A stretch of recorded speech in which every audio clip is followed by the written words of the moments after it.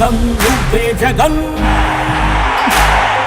మేం నమ్ముతాం నిన్నే జగన్ మా నమ్మకం నువ్వే జగన్ మేం నమ్ముతాం నిన్నే జగన్ నువ్వే జగన్ నువ్వే జగన్ మా నమ్మకం నువ్వే జగన్ నిన్నే జగన్ నిన్నే జగన్ మేం నమ్ముతాం నిన్నే జగన్ నిన్నే జగన్ నిన్నే జగన్ మేం నమ్ముతాం నిన్నే జగన్ నిన్నే జగన్ నిన్నే జగన్ మేం నమ్ముతాం నిన్నే జగన్ ఏ నాటికి ముమ్మాటికి నమ్ముకుంది నిన్నొకడిని మాత్రమే చుక్కలు ఎన్ని ఉన్నా మా సూర్యునిది నువ్వే దిక్కులు ఎన్ని ఉన్నా మా దిక్కున నిలబడి తలబడి కలబడి నిలిచిన నేతవు భ్రాతవు దూతవు సామి నువ్వు మా నమ్మకం నువ్వే జగన్ మేం నమ్ముతాం నిన్నే జగన్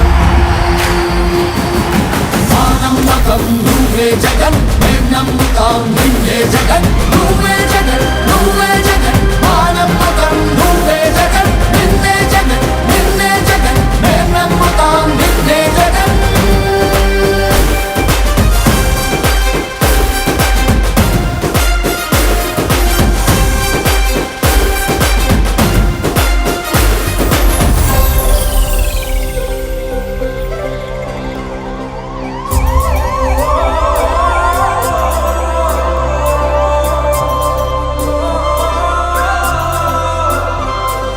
గడప గడప నడిచొచ్చబడుగు కడుపులను నింపే ముత్త నువ్వే బడి గంట వింటూ పరిగెత్తుకొచ్చే నిరుపేద బిడ్డలకు విద్య నువ్వే సీఎం ఇంతవరకు మరి గతంలో అయితే చంద్రబాబు నాయుడు గారు 650 హామీలు ఇచ్చారు. దాంట్లో ఒక్క హామీ కూడా పూర్తిగా నెరవేర్చిన పాపాను పోలా. అది కూడా కొన్ని రోజుల తర్వాత మేనిఫెస్టో కూడా ఎక్కడ వెబ్సైట్లో కూడా డిలీట్ చేసిన సంగతి అప్పుల్లో. కానీ జగన్మోహన్ రెడ్డి గారు ఈరోజు మరి అతను పెట్టిన మేనిఫెస్టో మరి ముఖ్యంగా అది పేద బడుగు బలహీన వర్గాలకి అంటే దాదాపు జనాభాలో 80% జనాభా మరి ఆ బీసీ ఎస్టీ ఎస్సీ మైనార్టీస్ అదేవిధంగా పేదలు ఉంటారు.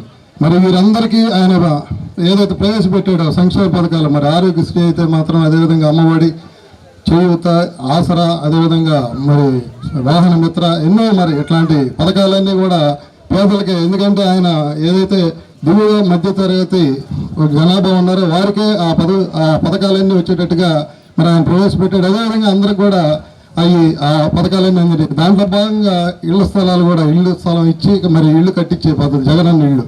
దాంట్లో మరి 5వ డివిజన్ కానీ 6వ డివిజన్ కానీ ఈ 2 డివిజన్లోనే దాదాపు మరి 1200 దాకా 1100 చిల్లర మరి 5 బెనిఫిషియర్స్ ఉంటే అందులో ఎక్కువ పర్సెంట్ అంటే పేద ఓసీలు కూడా ఉన్నారు. వాళ్ళకు 200 ఈబీసీలు ఉంటే మరి ఎక్కువ పర్సెంట్ మైనార్టీస్ బీసీలు ఎస్సీలు ఎస్టీలే ఉన్నారు. అంటే దీన్ని బట్టి మరి జగన్మోహన్ రెడ్డి గారు చెప్తా ఉంటారు ఇప్పుడు జరిగే మన రాజకీయంగా యుద్ధం జరుగుతుంది, అది క్లాస్ వార్ అని పేదలకి మరి పెత్తందారులు కానీ. గతంలో ఎప్పుడు పేదలకి మరి ఇన్ని సంక్షేమ పథకాలు మరి వారి డైరెక్ట్గా వారి ఇంటికే మరి వచ్చిన దాఖలు లేవు. కానీ ఈరోజు చూస్తే మరి అందరికీ పేదల మీదే ఆయన కాన్సన్ట్రేషన్. అందువల్ల దాదాపు 80% పైన ఉన్న మనం అందరం పేదలం ఏదైతే బడుగు బలహీన వర్గాలు మరి ఆయన చేసిన మరి ఏదైతే మనకి సంక్షేమాన్ని అందించారో మరి మరలా ఇటువంటి సంక్షేమం మరి ప్రజలకు అందాలంటే తప్పకుండా మనందరం రాబోయే కాలంలో మరి మరలా ఆయన్నే ముఖ్యమంత్రిని చేసుకోవాలి. మరి ఆయన్నే మరి మరలా మనం ముఖ్యమంత్రి చూసుకోవాలి. అదేవిధంగా మన ఒంగోలు శాసనసభ్యులు గౌరవనీయులు బాలినేని శ్రీనివాసరెడ్డి గారి విషయానికి వస్తే మరి పేదలకి ఆయన మరి ఏ రోజు ఇప్పుడు ఏ సమస్య వచ్చినా కూడా మరి వారి సమస్యని అక్కడికక్కడికే పరిష్కరించే మంచి మనస్తత్వం. మరి ఈ పట్టాలు మీకు అందించడానికి అహర్నిశంగా శ్రమపడిన ఇక్కడ గ్రామ సచివాలయ సిబ్బందికి అలాగే వాలంటీర్స్కి కూడా నా హృదయపూర్వక నమస్కారాలు తెలియజేస్తున్నాను. ఈరోజు మన పెద్దలు చెప్పినట్టుగా ప్రతిదీ మన జగనన్న ప్రభుత్వంలో ప్రతి ఒక్కరు మహిళలు లబ్ధి పొందుతున్న సంగతి మీకు అందరికీ తెలిసిందే. కానీ మన వాసన మీకేం చేశారనేది కూడా మీకు తెలియాలి. మీకు ఈ రోజున మీరు సంతోషంగా మీ మొహంలో సంతోషం కనపడుతూ ఈరోజు పట్టాలు అందుకోవడానికి ఇక్కడికి వచ్చారంటే దీని వెనక ఆయన కష్టం శ్రమ ఆయన రాజకీయ జీవితం పణంగా పెట్టి ఈ రోజున మీకు ఇంత ఆనందాన్ని కలిగిస్తున్నారు. అట్లాగే వాసన ఇది పటాలు తీసుకొచ్చినప్పుడు ప్రతిపక్షాలన్నీ కూడా ఇది తీసుకురాలేరు, ఇది మాట మాత్రమే తీసుకొస్తున్నానని చెప్పి ఎలక్షన్కి వెళ్తారని చెప్పి విమర్శలు కూడా మీరు అందరూ వినే ఉంటారు. కానీ ఆయన అది నిజం, పట్టాలు ఇవ్వటం అనేది నిజం చేస్తూ ఆయన ఈ రోజున గవర్నమెంట్ దగ్గర నుంచి అతి కష్టకాలం, అంటే ఎలక్షన్ ముందు ఎవరు అంత నిధులు మంజూరు చేయరు, అట్లాంటిది కూడా ఆయన దాన్ని సాధించుకొని తీసుకొచ్చి ఈరోజు మీకు రిజిస్టర్ పట్టాలు అందజేయటం జరుగుతుంది. కాబట్టి దొంగ పట్టాలు అంటానికి ఎటువంటి వీలు లేదు, అది రిజిస్టర్ భూమి. పైపెచ్చి మీ చేత సచివాలయంలో తంబేయించి అధికారులందరినీ ఒక చోటుకి చేర్చి అది రిజిస్ట్రేషన్ చేపించి అతి ఆనతి కాలంలో 15 రోజుల కాలంలో ఈ రోజు మీకు అందజేయడం కూడా జరుగుతుంది. వారి కుటుంబం మొత్తం ఎంతో శ్రమకొచ్చి ప్రతి ఒక్కరికి వారి చేతుల మీద అందించడానికి ఆయన వారి కుటుంబం కానీ అధికారులు కానీ ప్రతి ఒక్క చోటికి తిరుగుతూ వారందరినీ పలకరిస్తూ ఎంతో ఆప్యాయతతో మీకోసం ఇక్కడికి వచ్చిన్నారు. కాబట్టి నేను ప్రతి చోట అడిగినట్టు అడుగుతున్నారు, మీరందరూ వాసన్నకి గట్టిగా కృతజ్ఞతలు ఎలా చెప్తారో మీరు గట్టిగా హర్షధ్వానాల ద్వారా తెలియజేయాలా. అయితే ప్రతిపక్షాలు విమర్శించినట్టుగా ఇవి దొంగ పట్టాలనేది ఒక విమర్శ అయితే, రెండోది అవి మీకు ఎందుకు పనికిరావు, ఊరికి దూరాన్ని ఉన్నాయని కూడా ఒక మాట మీరు వినే ఉంటారు. అవి దూరాన్ని ఉంటే దూరంగా ఉన్న అవైతే టిక్కో హౌసెస్ ఎక్కడ ఉన్నాయి కూడా మీరు వాడిని ఒక్కసారి అడగాలి. అవి ఎంత దూరంలో ఉన్నాయి ఊరికి. ఇవి మన కార్పొరేషన్ పరిధిలో వాసన అందిస్తున్నారు. ఒక కళ ఎవరికైనా సరే అటువంటి కళని నిజం చేయాలంటే ఎంతో కష్టపడాలి. దానికి వాసన ఎలక్షన్ టైంలో మనందరికీ తెలుసు 230 కోట్ల రూపాయలు ఈ టైంలో కావాలంటే చాలా కష్టం. ఎందుకంటే చాలా కాంట్రాక్ట్ బిల్లు కానీ ఈ సచివాలయం కానీ చిన్న చిన్నవి కూడా కట్టినవి కూడా బిల్స్ అన్ని కూడా అక్కడక్కడ ఆగిపోయినాయి. ఇటువంటి సందర్భంలో కూడా 230 కోట్లు సీఎం గారు ఇవ్వాలంటే వాసన మాత్రమే ఈ రాష్ట్రంలో తేగలిగారు. ఎవరి వల్ల కూడా తేవటం కుదరదు. అటువంటి మంచి పని చేయాలని మీ అందరూ ముఖాల్లో చిరునవ్వు చేయాలి. నా అక్కా చెల్లెమ్మలు అందరూ కూడా సంతోషంగా ఉండాలి. ఒంగోలులో పురుగు గుడిసె అనేది ఉండకూడదని ఒక మంచి ఆలోచనతో వారు 40 రోజులు హైదరాబాద్లో ఈ యొక్క విషయం కోసం కూర్చొని సాధించి తేవటం అనేది మామూలు విషయం కాదమ్మా. మనందరం కూడా గుర్తుపెట్టుకోవాల్సిన అవసరం. ఎప్పుడు కూడా గడప గడప మీ అందరూ తెలుసు. ఈ వార్డు వచ్చినప్పుడు నాకు తెలిసి ఏ వార్డు కూడా ఇన్ని రోజులు తిరగలేదు. చాలా రోజులు ఈ వార్డులో ప్రతి ఒక్క ఇంటికి వెళ్ళి ప్రతి ఒక్క అక్కా చెల్లెళ్ళని సొంత మనిషిలాగా పలకరించి మీ బాధలు కష్టాలు అడిగినటువంటి వ్యక్తి బాలినేని శ్రీనివాసరెడ్డి గారు. మీరు అందరూ గమనించాలి. మిగతా నాయకులు ఎలా ఉన్నారో వాసన ఎలా ఉన్నారో. ముఖ్యంగా ఎప్పుడు కూడా మనకి ఇటువంటి మంచి నాయకులు ఉన్నప్పుడు మనందరం కూడా ఏ కష్టం వచ్చినా వాసన దగ్గరికి వెళ్ళే పరిస్థితుంది. కాబట్టి మీరందరూ కూడా రానున్న రోజుల్లో వాసనకి సపోర్ట్ చేసి మంచి మేయటి తేవాలని కోరుకుంటూ ఈ అవకాశం ఇచ్చిన పెద్దలందరూ కూడా ఉదయపూర్వక ధన్యవాదాలు. ప్రజల యొక్క ఆకాంక్ష మేరకు ఇచ్చిన మాటకు కట్టుబడి మీ అందరికీ కూడా సొంత కాలం నెరవేర్చడం కోసమని ఈ రోజున వారు తన రాజకీయ జీవితాన్ని కూడా పణంగా పెట్టారని మన కూడా చైర్మన్ గారు చెప్పారు. మీకు అర్థమైందో లేదో రాజకీయ జీవితం పణంగా పెట్టడం ఏంటి అని. మీకు తెలుసు కదా, వాసన మనకు అందరికీ పట్టాలు ఇవ్వలేకపోతే నేను పోటీ చేయలేని చెప్పేసి అన్నారు. ఒక నాయకుడు 5 సార్లు ఎమ్మెల్యే అయిన నాయకుడు నేను పట్టాలు ఇవ్వలేకపోతే పోటీ చేయలేని అందం గొప్ప నాయకత్వమా? లేదు, ప్రజలు ఎలాగైనా పోనీ నేను తర్వాత మళ్ళీ ఎలక్షన్లో గెలిచిన తర్వాత నీకు పట్టాలు ఇస్తున్నాను ఆయన మభ్య పెట్టకుండా మరి మేము ముందుకి మరి మన గౌరవ సీఎం గారిని కూడా అడిగి లాస్ట్కి 230 కోట్ల రూపాయలు తీసుకొచ్చి మరి లాస్ట్లోనైనా సరే 15 రోజుల్లోనే 25,000 పట్టాలు ఇవ్వడానికి 70 కంప్యూటర్లు పనిచేసినాయి. 700 మంది నాయకులు కార్యకర్తలు ముఖ్యంగా సచివాలయ సిబ్బంది మరి పనిచేశారని అంటే అది వాసన మీకు ఇచ్చిన ఘనత అవునా కాదా అని మిమ్మల్ని అడుగుతున్నా. అంతేకాదమ్మా, మనకి ఆడవాళ్ళు ముఖ్యంగా ఇక్కడ అందరూ ఆడవాళ్లే ఉన్నారు.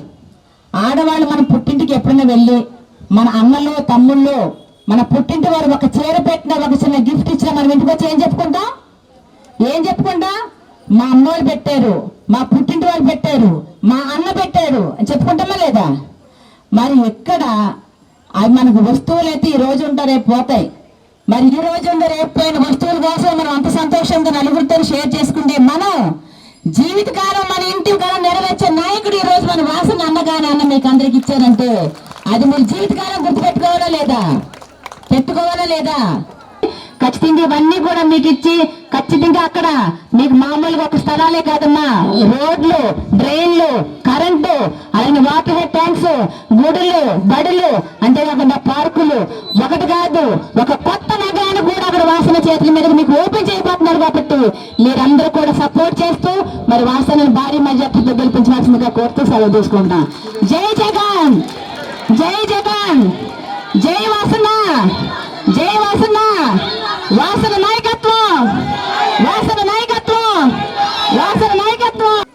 ఇళ్ల పట్టాలు ఇచ్చే భాగంలో ఈరోజు 6వ డివిజన్ పట్టాలు ఇస్తున్న సంగతి మీ అందరికీ తెలుసు.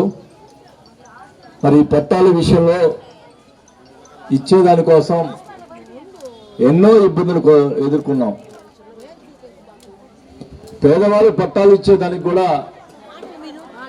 కోర్టు, ప్రతిపక్షం వాళ్ళు కోర్టు ఆశ్రయించడం అంటే ఇంతకంటే దుర్మార్గం ఏది ఉండదని కూడా తెలియజేసుకుంటా ఉన్నాం. మొదట 2 సంవత్సరాల క్రితం ఎజల ప్రాంతంలో మీకు పట్టాలు ఇవ్వాలని మొత్తం కూడా అన్ని డివిజన్లో సచివాలయ సిబ్బంది, విఆర్ఓలు అందరూ కూడా కలిసి, వాలంటీర్లు అందరూ కూడా కలిసి మనకు మీ ఎవరెవరు ఇళ్ల స్థలాలు లేవు వాళ్ళ పేర్లన్నీ రాసి లిస్టు తయారు చేయడం జరిగింది. అన్ని కూడా తయారు చేస్తే 25,000 మందికి పట్టాలు ఇవ్వాలని చెప్పి మేము స్థలం 700 ఎకరాలు గవర్నమెంట్ స్థలం అయితే దాన్ని తీసుకొని లేఅవుట్ వేసి మా పనులు మొదలుపెట్టేదానికి ప్రయత్నం చేస్తే ఈ తెలుగుదేశం వాళ్ళు ఇవ్వలేదు. 5 సంవత్సరాల్లో ఒక పట్ట తెలుగుదేశం వాళ్ళు కోర్టులు వేసి ఆ స్థలం ఇవ్వటానికి లేదు, ఆ స్థలం ఇవ్వటానికి లేదు, అది మైనింగ్ చేయాలా, అంతేగాని పేదవాళ్ళకి ఇవ్వడానికి లేదన్నారు. అది కోర్టులో నడుస్తూ ఉంది. మనం మాట ఇచ్చాం, ఇంటింటికి తిరిగినప్పుడు, అంటే మీ డివిజన్ తిరగలా, 5వ డివిజన్ తిరిగాం గడప గడప. మరి అట్లాంటి కొన్ని డివిజన్లో గడప గడప తిరిగినప్పుడు అందరూ కూడా మాకు ఆసరా ఇది భరోసా పత్రం ఇచ్చారు, మాకు ఇల్లు స్థలం ఇవ్వలేదు అని చెప్పి చాలా మంది బాధపడుతుంటే నేను ముఖ్యమంత్రి గారి దగ్గర పోయి, సార్ ఆ స్థలం గవర్నమెంట్ కోర్టులు వేశారు, ఎట్లయినా మనం ఇళ్ల స్థలాలు ఇవ్వాల్సిందే అని చెప్పిన తర్వాత, సరే అయితే స్థలం కొనిద్దాం, గవర్నమెంట్ స్థలం ఎక్కడ కూడా చుట్టుపక్కల లేదు కాబట్టి మినిమం 500 ఎకరాలు కావాలి కాబట్టి ఇళ్ల స్థలాలు మనం ల్యాండ్ కొనిద్దామని చెప్పి ముఖ్యమంత్రి గారు చెప్పటం, ఆ తర్వాత కొంచెం ఆలస్యమైన దానికి నేను ఒక 2 మీటింగ్లో చెప్పా. వాళ్ళు ఏం ప్రచారం చేస్తున్నారు, చూడు మీకు భరోసా పత్రాలు ఇచ్చారు, మోసం చేస్తున్నారు, ఇల్లు ఇవ్వటం లేదు, స్థలాలు ఇవ్వటం లేదు అని చెప్పి రకరకాలు మాట్లాడారు. నేను దానికోసం అని 2 మీటింగ్లో చెప్పా. నేనంటూ పట్టాలు ఇవ్వలేకపోతే నన్ను మోసం చేశారంటున్నారు, నేను పట్టాలు ఇవ్వలేకపోతే నేను పోటీ చేయనని చెప్పి కూడా ఆ రోజు చెప్పడం జరిగిందని కూడా తెలియజేసుకుంటా ఉన్నాం.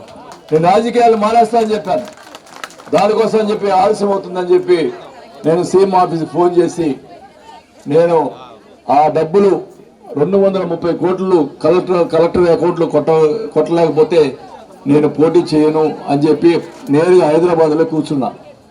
దానికి హైదరాబాద్లో కూర్చుంటే వాసు సీఎం మీద అలిగాడు.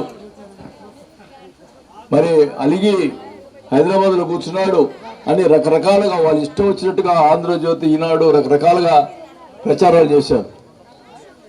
మరి నేను అక్కడ అలిగి ఎవరి కోసం పోయానమ్మా, నా కోసం అడగలేదే. నేను నాకు ఆ ల్యాండ్ ఇయ్యి, నాకు ఆ డబ్బులు ఇయ్యి, నాకు ఇవి అని అడగలా. పేదవాళ్ళకి పట్టాలు ఇచ్చేదానికోసం అడిగాను తప్ప నేను నా సొంతం కోసం అడగలేదు అని చెప్పి కూడా తెలియజేసుకుంటా ఉన్నాం. ఆ పట్టాలు ఇచ్చేదానికోసమే నేను నా రాజకీయ జీవితాన్ని పణంగా పెట్టాను. మరి ముఖ్యమంత్రి గారు మంచి మనసుతోటి 230 కోట్ల రూపాయలు కలెక్టర్ గారి అకౌంట్లో కుట్టిన తర్వాత అప్పుడు ఒంగోలు వచ్చి ఆ రైతులందరూ కూడా డబ్బులు చెల్లించి మీకు పట్టాలు ఇచ్చేదానికి మొదలు పెడితే, అప్పుడు దాకా డబ్బులు రావు అని మాట్లాడిన తెలుగుదేశం వాళ్ళు అప్పుడే మొదలు పెడతారు.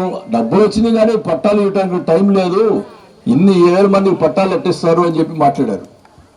దానికి నేను ఒకటే చెప్పాను, మామూలు పట్టాలు ఇవ్వను, రాత్రి మొదలు కూర్చొని అధికారులు కూర్చోబెట్టి రిజిస్ట్రేషన్ చేసిస్తానని చెప్పా. ఏమా మీరందరూ పగలు రాత్రి సచివాలయంకి వచ్చి తమ్మే ఇచ్చి రిజిస్ట్రేషన్ చేయించారా లేదా? కొంతమంది అయితే పాపం అధికారులు, సచివాలయ సిబ్బంది, వాలంటీర్లు ఎంతో ఇబ్బంది పడ్డారు. ఏమ్మా అదే పాపం వాళ్ళు అందరూ కూడా తెల్లవారిన దాకా ఉండి, మీరు కూడా చాలా ఆలస్యం ఉంటుంది. అంటే ఒక్కొక్కరు టైం పడుతుంది కదా వేసి తమ్మేసేదానికి అన్ని కూడా. మరి దాని గురించి ఎంతో శ్రమపడి మేము అందరూ కూడా రిజిస్ట్రేషన్ చేయించడం జరిగింది. ఇది దొంగ పట్టాలు అని అన్నారు. అంత ప్రచారం అంటే అట్లా మాట్లాడకుండా ప్రచారం చేపిస్తున్నాడు దొంగ పట్టాలని. నేను ఒకటే చెప్తా ఉన్నా, ఇది దొంగ పట్టాలు అంటున్నావు. నీ ఇష్టం వచ్చిన అధికారుల్ని, నీ పార్టీకి సంబంధించినటువంటి ఐఏఎస్లో ఎవరున్నా, బాగా నీకు కావాల్సిన వాళ్ళు ఎవరున్నా వాళ్ళని తీసుకుంటా, నేను ఒక్కడనే వస్తా, నాకు అధికారులు కూడా వద్దు, ఈ పట్టాలు చూపిస్తా. ఇది నిజమైన పట్టాలైతే నువ్వు పోటీ చేయకుండా ఉండాలా, అది దొంగ పట్టాలైతే నేను పోటీ చేయను. దీనికి నీకు సవాల్ దమ్ముంటే వస్తావా అడుగుతా ఉన్నా. సమాధానం చెప్పాలా? రోజు చెప్తున్నా మీటింగ్లో, కానీ పేపర్లో ఏదో రకరకాలు రాపిస్తావు. ఎదురుగా వచ్చి ప్రజల్లో ఎదురు వచ్చి మాట్లాడు. నీకు దమ్ముంటే ప్రజల్లో ఎదురు వచ్చి దొంగ పట్టాలని ఎదురు మాట్లాడు. ఒకటే చెప్తా ఉన్నా, పట్టాలతోటి దొంగ పట్టాలు అయితే నేను రాజకీయాల దొంగలు కాదు, నువ్వు రెండు ఛాలెంజ్ చేస్తున్నా.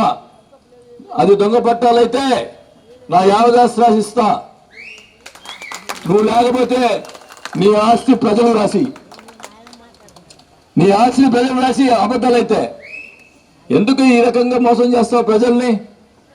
నువ్వు ఇచ్చేదానికి మళ్ళా ఏందమ్మా, మళ్ళీ డబ్బులు పెట్టి కొనిస్తుంటే కూడా దాన్ని మళ్ళీ కోర్టులో ఇప్పించాడు.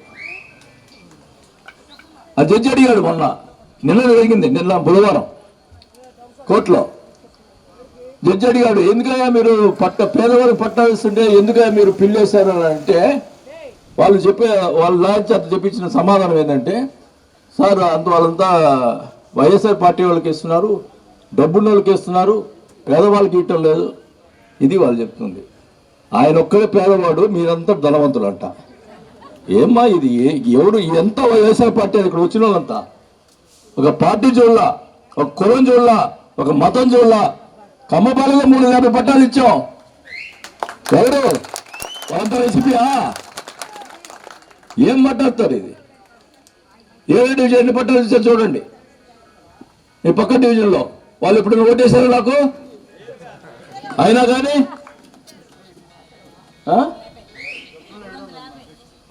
ఎఫ్రుల అధ్యక్షుడు, 7 డివిజన్ అధ్యక్షుడు, ఎన్ని పట్టాలు వచ్చినాయా? 350 పట్టాలు వచ్చినాయి. ఎందుకు వచ్చినాయి అమ్మా? వాళ్ళంతా డబ్బులే మామూలుగా. అయినా అందరూ కులాల్లో డబ్బులు లేని వాళ్ళు ఉంటారు కదా, వాళ్ళందరికీ ఇచ్చాము. మరి ఈ రకంగా వైఎస్ఆర్ పార్టీలకు ఇచ్చారు, డబ్బులు ఉన్న వాళ్ళకి ఇచ్చారు. ఎట్లయినా ఆపాలా కోర్టులో. మీ అందరి పట్టాలు వస్తే వాసుకు పేరు వస్తుంది, మరి వాసుకు ఓట్లు వేస్తారు. ఇది వాళ్ళ. నువ్వు ఎందుకు వెళ్ళేదా 5 సంవత్సరాల నుంచి? నేను ఎవరికి ఇద్దన్నారు? మేమే అడ్డం పడ్డావా?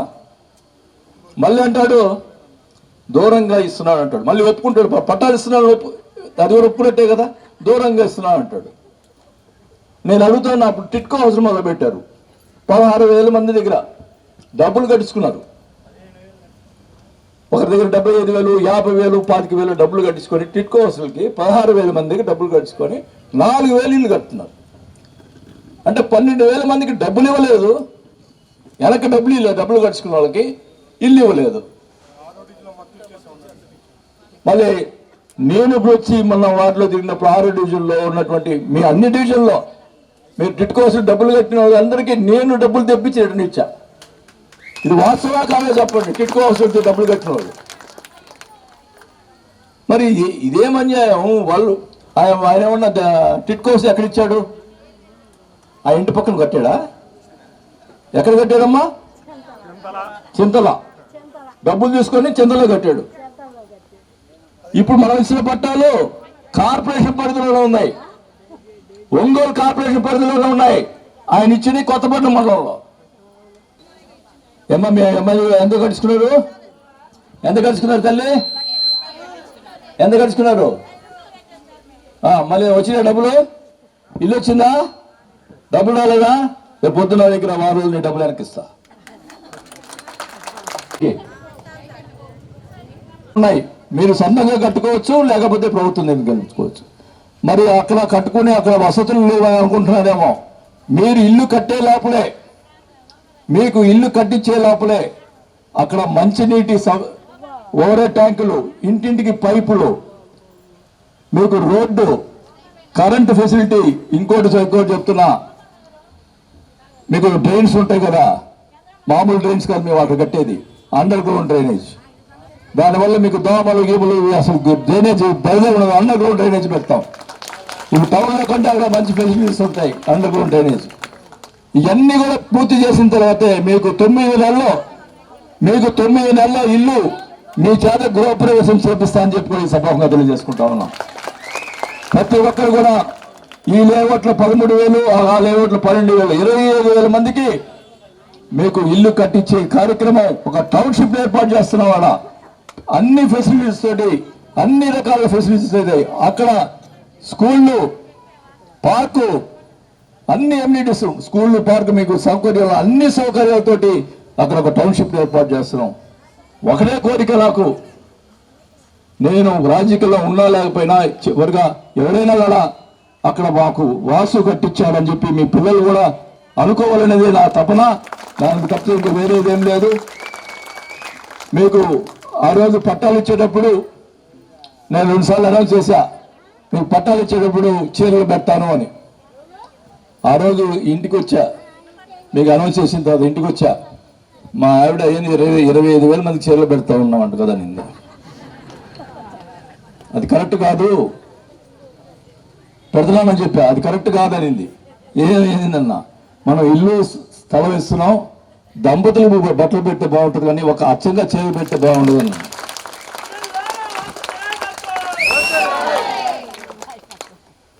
ఒక మంచి పనికి దంపతులు పెడితే అది పుణ్యం మనకి అని చెప్తాం. దాని ప్రకారంగానే ఆమె సలహాతోటే మేము బట్టలు దంపతులతో మీకు పట్టాలతోటి బట్టలు పెడతా ఉన్నాం. 9 నెలల్లో మీ ఆశీర్వాదంతో చివరిసారిగా పోటీ చేస్తున్నా. 9 నెలల్లో మీకు నేను గెలిస్తే 9 నెలలనే గృహప్రవేశం చేసి మళ్ళా కూడా మీ దంపతులు బట్టలు పెట్టి ఆ గృహప్రవేశం చేపిస్తా అని చెప్పి కూడా ఈ సభాముఖంగా తెలియజేసుకుంటా ఉన్నా. మాట మీద ఉంటా అని చెప్పి కూడా తెలియజేసుకుంటా ఉన్నా. నేను మొన్న పట్టాలు ఇవ్వకపోతే నేను రాజకీయాలు విరమించుకునేదాన్ని కూడా సిద్ధమయ్యాను. అదే మాట ప్రకారం ఉంటానని కూడా తెలియజేసుకుంటా ఉన్నాం. కాబట్టి మీరందరూ కూడా ఇప్పుడు చూస్తూ ఉన్నారు, ఇప్పుడు రాజకీయాలు ఎట్లున్నాయంటే ఒక పక్క తెలుగుదేశం క్యాండిడేట్ నిలబడినా జనసేన సపోర్టు, మళ్ళా ఇప్పుడు ఈరోజు మళ్ళా బీజేపీ సపోర్టు, ముగ్గురు కలిసి నా మీదకి వస్తున్నారమ్మా. నేను ఒక్కనే, జగన్మోహన్ రెడ్డి గారు ఒక్కడే, ముగ్గురు కలిసి వస్తున్నారు నా మీదకి. BJP, TDP, Janasena. మీరందరి సహాయం ఉంటేనే, మీ ఆశీర్వాదం ఉంటే తప్పుగా తెలుసుకొని వస్తాను. మన సీఎం గారు కూడా మొన్న ఎర్రగొండపాలెంలో అనౌన్స్ చేశాడు, వాసుని రేపు మంత్రిని చేస్తానని చెప్పి మొన్న ముఖ్యమంత్రి గారు మీటింగ్లో చెప్పడం కూడా జరిగిందని కూడా తెలియజేసుకుంటా ఉన్నాం. మీ అందరి ఆశీర్వాదం ఉంటే మంత్రి వచ్చి మీకు 9 నెలల్లో మీకు చెప్పిన మాట నిలబెట్టుకుంటానని కూడా తెలియజేసుకుంటూ, ఇంకా ఈ వార్డుకు సంబంధించి చాకలిగుంటుంది,